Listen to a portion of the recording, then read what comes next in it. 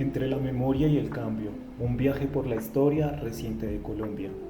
Cuando hablamos de Colombia, es imposible no pensar en una nación en constante tensión entre el pasado y el futuro. A veces, parecemos atrapados entre la violencia estructural y la esperanza que resiste. Esta historia comienza en 1990 con un grito silencioso que rompió el orden establecido, la séptima papeleta. La séptima papeleta no fue un movimiento político tradicional, fue una manifestación estudiantil, un acto de subordinación pacífica que exigía una nueva constitución. Surgió como respuesta al desencanto frente a la corrupción, la violencia, el narcotráfico y un sistema político que solo favorecía a los mismos de siempre. Esa iniciativa dio lugar a la Constitución de 1991, uno de los avances democráticos más importantes del país. Una carta que prometía derechos fundamentales, reconocimiento de la diversidad étnica y cultural y garantías sociales, pero como suele suceder en Colombia, entre el papel y la práctica hay un abismo. En ese mismo abismo se gestó el Plan Colombia. Desde 1999, esta estrategia impulsada por Estados Unidos y adoptada por los gobiernos colombianos prometía combatir el narcotráfico y fortalecer la seguridad. Pero lo que trajo fue una militarización del territorio, desplazamientos forzados y un reforzamiento del poder bélico del Estado. Se gastaron millones de dólares mientras campesinos fueron fumigados, líderes sociales asesinados y la guerra interna seguía su curso. El periodo de reelección 2002-2018. El periodo de reelección presidencial en Colombia, que inició en 2004 con la reforma constitucional que permitió la reelección inmediata del presidente, marcó un giro polémico en la historia política del país.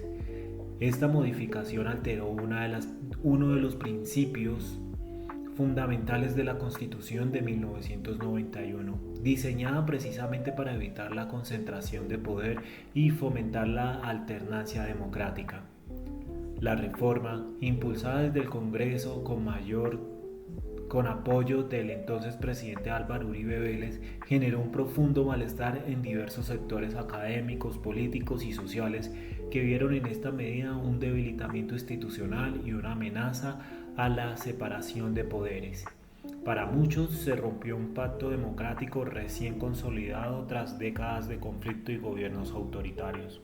El hecho de que una constitución relativamente joven fuera modificada para beneficio de un gobernante en ejercicio despertó temores sobre la posibilidad de un presidente excesivo y el debilitamiento del sistema de contrapesos. Aunque fue presentada como una respuesta a los altos niveles de aprobación del mandatario, los críticos señalaron que abrir la puerta a un proyecto personalista de poder que ponía en riesgo la independencia de las instituciones, esta tensión se mantuvo durante los años siguientes y aunque una nueva reforma en 2015 eliminó la figura de la reelección, el precedente de esto dejó una huella durante la política colombiana, alimentando el receptismo ciudadano frente a las reformas institucionales impulsadas por el Ejecutivo. Seguridad democrática. Prometía derrotar a las guerrillas, especialmente a las FARC, pero su estrategia dejó una huella dolorosa en muchas regiones, implementada durante el gobierno de Álvaro Uribe Vélez, 2002-2010. Esta política se basaba en la idea de recuperar el control territorial del Estado, fortalecer la presencia militar en zonas rurales, aumentar la inversión en defensa y fomentar la colaboración entre civiles y fuerzas armadas. La narrativa era clara: devolver la seguridad a los ciudadanos a toda costa. Uribe fue el primer presidente reelegido en Colombia y durante sus 2 mandatos el país vio un crecimiento significativo en la infraestructura militar, con un aumento en el presupuesto de defensa, la modernización del ejército y la creación de redes de informantes civiles. Sin embargo, este avance vino acompañado de una serie de consecuencias nefastas para los derechos humanos. Las comunidades campesinas indígenas y afrodescendientes fueron algunas de las más golpeadas por el enfoque militarista, en ocasiones confundidas con simpatizantes de grupos armados ilegales. Uno de los capítulos más oscuros de esta política fue el fenómeno de las ejecuciones extrajudiciales, conocidas como falsos positivos.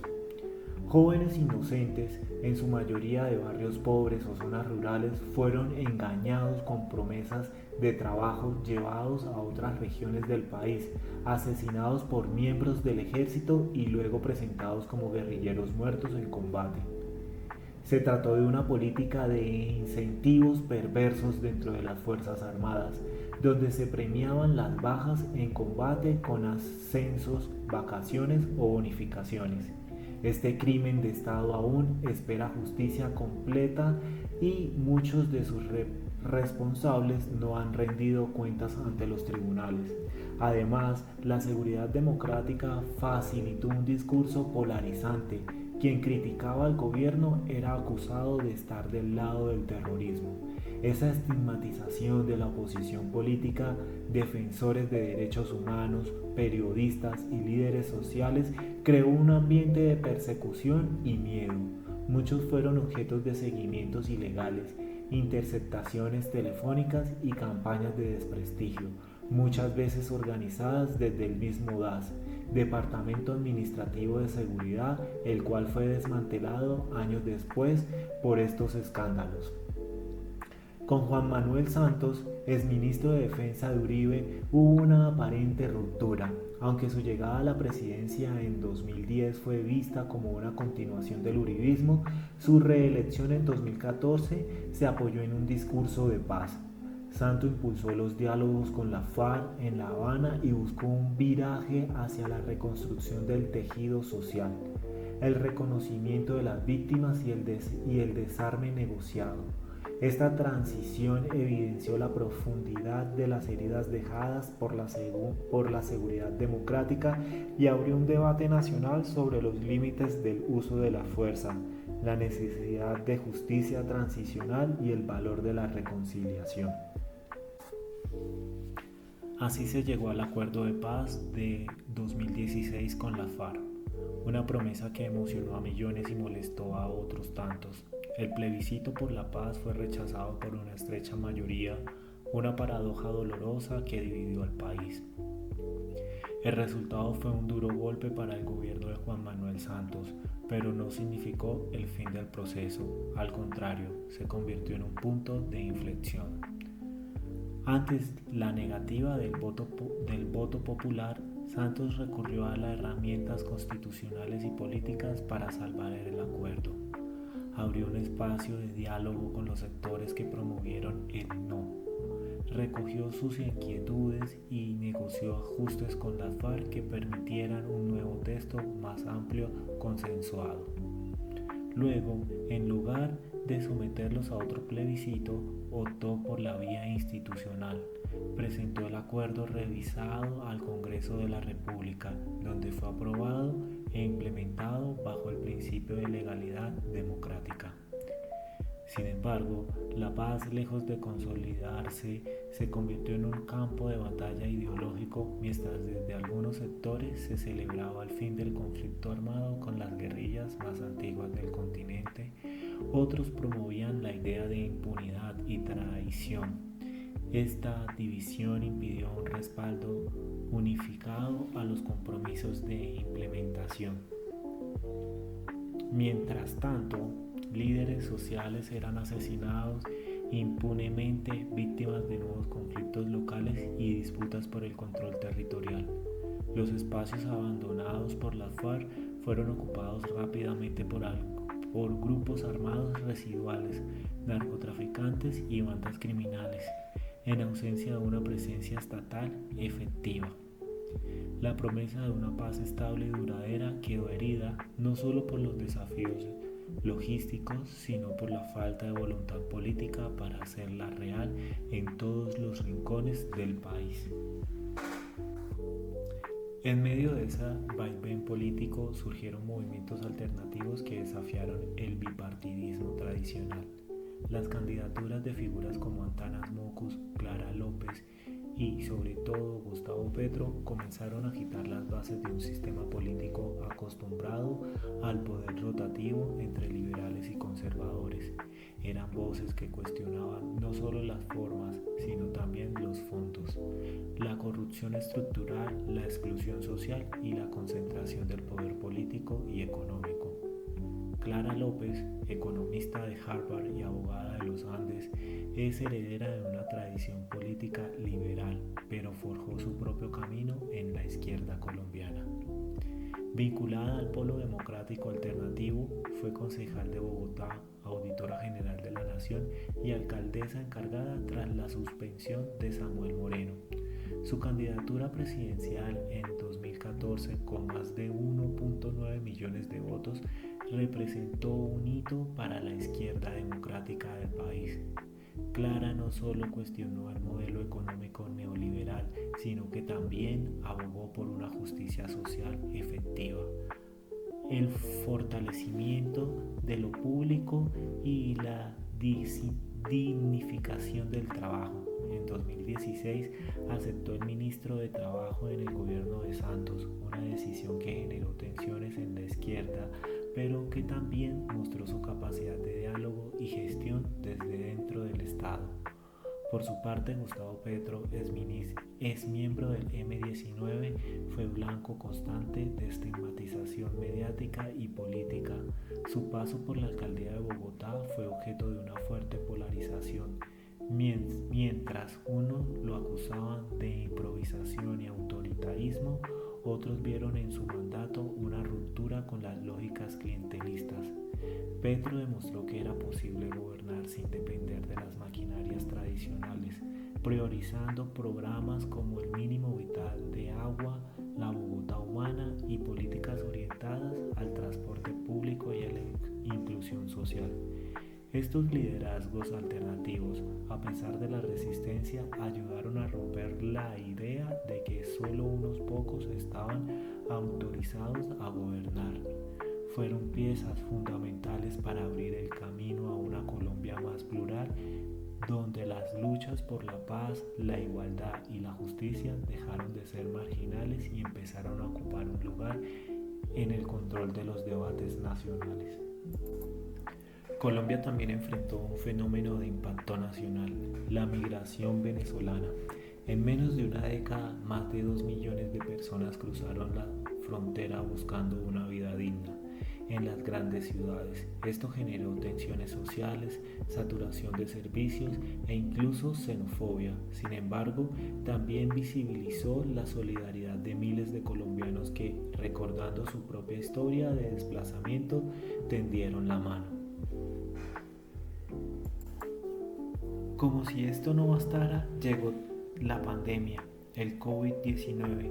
Entre el 2020 y 2022 desnudó las desigualdades del país. El acceso a la salud fue desigual, el trabajo informal se disparó y miles murieron sin atención adecuada. El sistema de salud colapsó en varias regiones, la economía se contrajo, las ayudas gubernamentales fueron insuficientes y la corrupción tocó hasta los mercados entregados a las personas pobres. Fue en ese contexto de hartazgo colectivo, desigualdad persistente, corrupción estructural y promesas incumplidas de paz que Colombia dio un giro histórico en 2022. Por primera vez en más de 2 siglos de vida republicana, un candidato de izquierda ganó las elecciones presidenciales.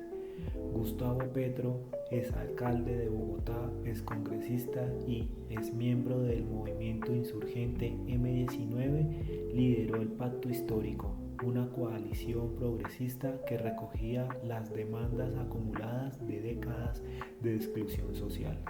Junto a él, como fórmula presidencial, llegó Francia Márquez, una mujer afrocolombiana, activista ambiental y defensora de derechos humanos, desplazada por la violencia. Su elección fue un mensaje rotundo. El pueblo marginado, negado históricamente, ahora estaba en el centro del poder. El símbolo no fue menor: un exguerrillero y una mujer negra víctima del conflicto armado, y representaba una Colombia distinta, una Colombia que se atrevía a dejar atrás el miedo, la estigmatización y el clientelismo. La victoria no fue sencilla. Petro y Francia enfrentaron una campaña cargada de desinformación, racismo, clasismo y ataques que apelaban a los fantasmas del pasado, pero lograron articular una narrativa de cambio sustentada en el clamor popular: salud y educación como derechos, reforma agraria, justicia ambiental, transición energética y un nuevo enfoque en la paz total, que buscaba ir más allá del silenciamiento de fusiles y apostaba por la transformación profunda de las condiciones que originan la violencia.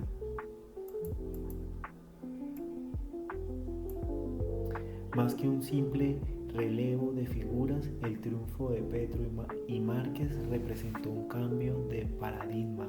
Era la respuesta a una Colombia cansada de repetir los mismos esquemas que por décadas perpetuaron pobreza, violencia y concentración de poder.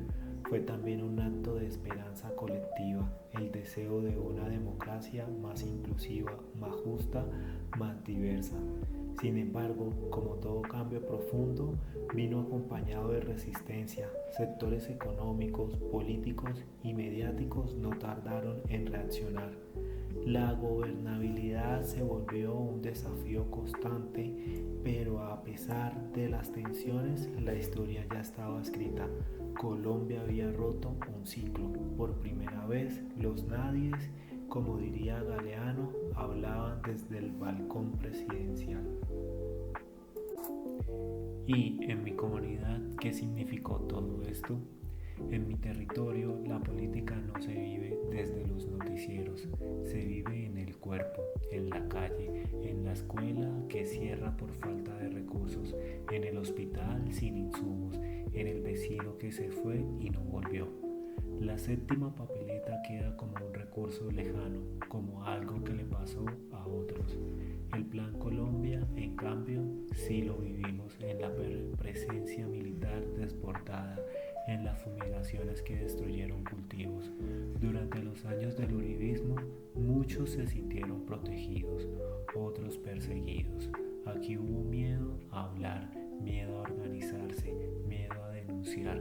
Cuando llegó el proceso de paz, vimos la ilusión de que los jóvenes ya no tuvieran que empuñar un fusil, pero también vimos cómo mataban a quienes intentaban construir alternativas. La paz nos ilusionó y nos decepcionó al mismo tiempo.